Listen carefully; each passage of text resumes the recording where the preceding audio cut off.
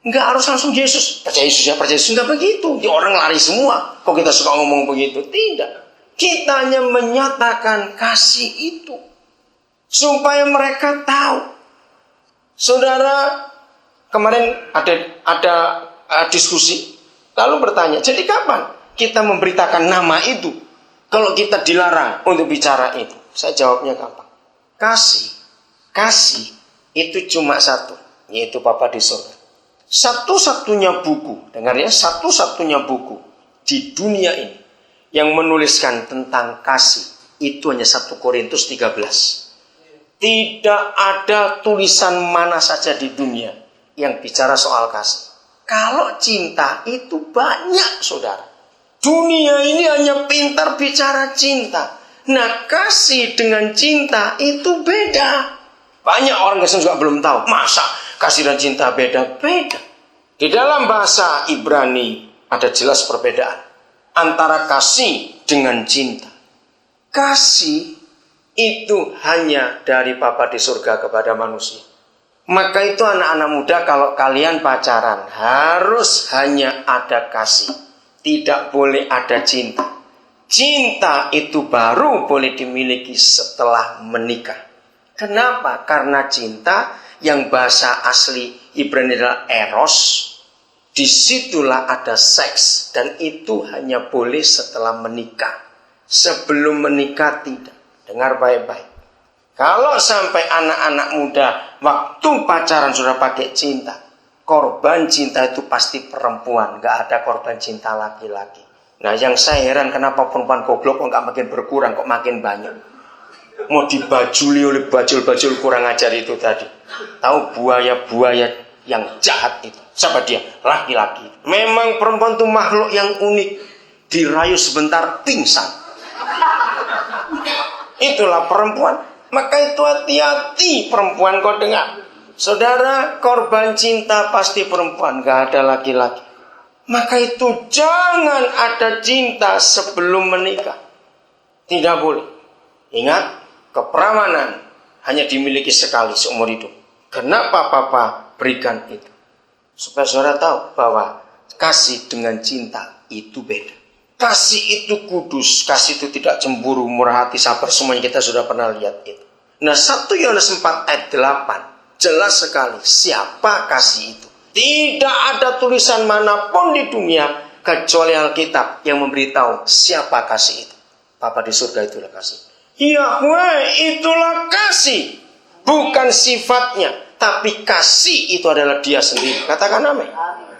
Nah, waktu diskusi kemarin, sehingga kalau kita menyatakan kasih, bukan kebaikan, beda. Kalau baik itu Buddha. Belajarlah kebaikan dari Sang Buddha, itu luar biasa. Kasih dengan kebaikan itu beda. 1 Korintus 13 pun menulis. Kalau saudara baca, nantinya di rumah ada 3 ayat yang sangat aneh. Kalau kamu bisa membagi-bagi hartamu, tapi tanpa kasih, maka nggak ada gunanya. Kamu bisa menyerahkan dirimu untuk dibakar hidup-hidup karena orang lain, tanpa kasih juga nggak ada gunanya. Saudara coba renungkan. Apa yang dimaksud oleh Bapa di surga? Bukankah kalau orang membagi-bagi hartanya itu kan kasih? Ternyata itu kebaikan, bukan kasih. Beda sekali. Dari mana bedanya kebaikan dan kasih? Maaf ya. Semua orang yang berbuat baik bisa membagi-bagikan yang dia punya. Pasti karena dia masih punya banyak. Betul? Dan dalam kebaikan, jangan marah, tapi ini fakta. Pasti yang dibagi, yang dia sudah gak suka barang itu. Karena dia punya banyak, dia bagi. Ngerti gak maksud ini, saudara? Nah, terus biasanya orang-orang seperti itu minta disuting oleh TV. Nyata supaya orang tahu. Kalau cuma ngasih Superman 1 dus saja, sudah disuting oleh TV. Saudara, maka itu 1 Korintus 13 itu luar biasa. Orang bisa bagi-bagi harta, itu kebaikan. Tapi kalau Tuhan Yesus beda. Lihat 1 Korintus 2 Korintus 8 ayat yang ke-9. Lihat. Dia membagi bukan yang dia punya, yang sisanya, tapi dia berikan semuanya. Coba kita lihat semuanya. Ini kasih. Maka itu bedakan kebaikan dengan kasih, itu beda, saudara. Kebaikan itu ya karena dia punya banyak, maka itu bisa bagi-bagi. Tapi kalau kasih tidak, bukan yang punya banyak tapi memberinya semua. Itu bedanya. 2 Korintus 8 ayat yang ke-9. Nah, ini harus dikerjakan oleh dunia. Karena kamu telah mengenal kasih karunia Tuhan kita Yesus Kristus, bahwa Ia yang oleh karena kamu menjadi apa? Miskin. Supaya Ia apa? Kaya.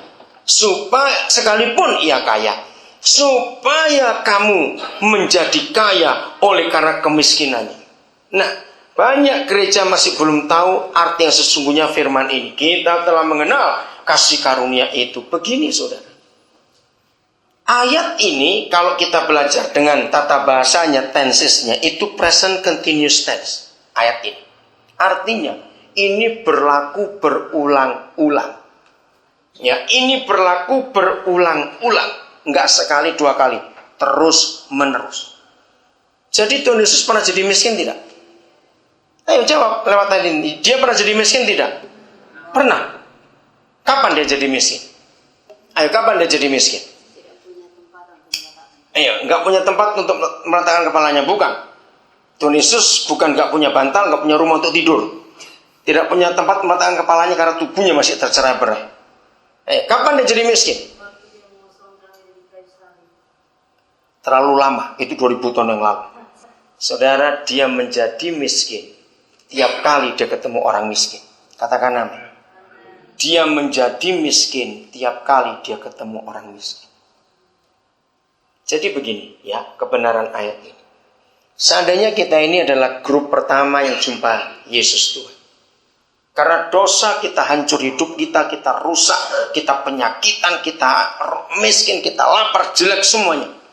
Ketika dia jumpa kita, nah ini bedanya kebaikan dan kasih. Kalau baik, maka dia hanya bagi sebagian yang dia punya. Pokoknya kita cukup, dah ini kamu ambil. Tapi kasih itu tidak. Dia beri sampai miskin. Bedanya apa? Memberi sampai miskin dan memberi sebagian. Sebagai kebaikan. Kalau memberi sampai miskin berarti dianya bagaimana? Lah ayo jawab, dianya bagaimana? Ya miskin. Apa itu kata miskin? Nggak punya apa-apa. Nah, pernah nggak kita memberi sampai miskin? Nah ini masalahnya. Maka itu dunia belum pernah lihat kasih. Maaf ya saudara. Saudara tanya anak-anak saya ngikut di sini. Saya belajar ayat ini dan saya hidupi. Karena dia itu Tuhan. Begitu dia jadi miskin. Gara-gara kita miskin supaya dia ingin kita kaya. Karena dia Tuhan. Nggak lama dia kaya lagi. Loh kalau ini senang semua tertawa. Lihat itu, lihat itu.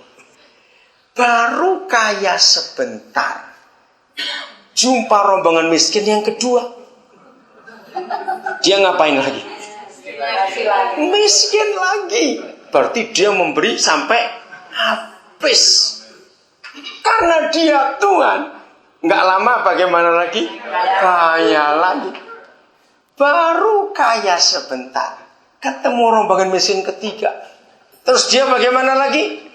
Nah, stop sampai di situ. Yang 3 kelompok sudah kaya, dengar baik-baik. Maka yang dia minta, waktu kita ini kelompok pertama, ngapain tadinya sebelum jumpa Yesus Tuhan kita? Miskin. Setelah jumpa Yesus kita jadi bagaimana? Kaya. Nah, maksud ayat ini, setelah kita jadi kaya gara-gara kemiskinan Tuhan kita ketemu orang miskin. Kita harus apa? Jangan pura-pura tuli, awas. Ayo, kita harus apa? Jangan pura-pura tuli. Kita harus jadi miskin karena ketemu orang miskin. Artinya kita bagaimana? Memberi sampai habis. Nah, nggak ada yang ngamen, lihat itu. Sudah kaya terus pelit ya kita. Saudara, ini kebenaran, saudara, ini kebenaran.